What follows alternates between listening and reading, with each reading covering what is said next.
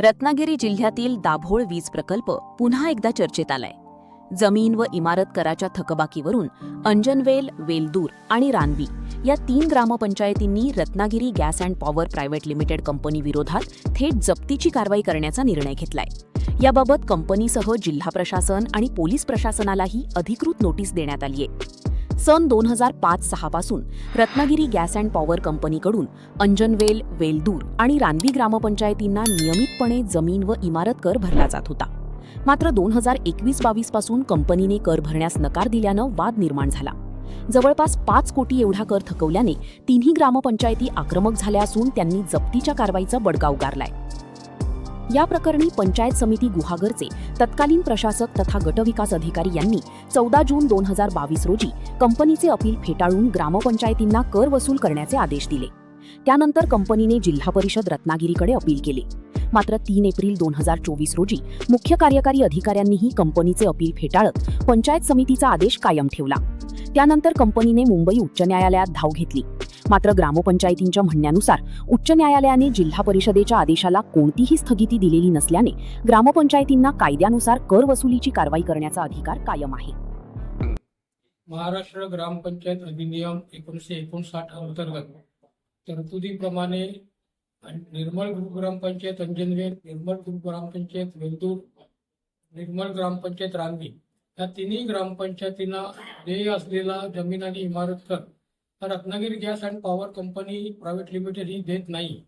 2021-22, 2022-23 या 2 वर्षाचा थकीत कर सुमारे 5 कोटी आहे. 5 कोटी रक्कम थकीत असल्याच्यामुळे गावातल्या विकास कामांवरती त्याचा मोठा परिणाम झालाय.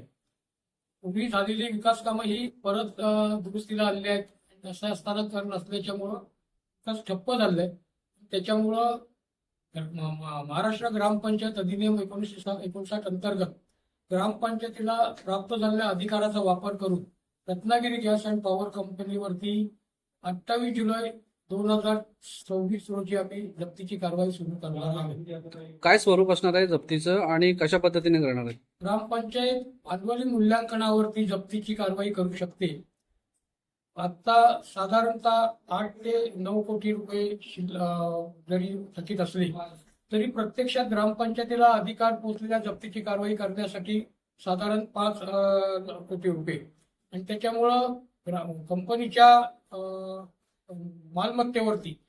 मालमत्तेचं मूल्यांकन करून थकीत कराच्या रकमेएवढी मालमत्ता ग्रामपंचायत ताब्यात घेईल, तिला सील ठोकेल आणि वेळ प्रसंगी तिचा लिलावही करता येऊ शकेल ग्रामपंचायत अधिनियमातल्या तरतुदी अंतर्गत.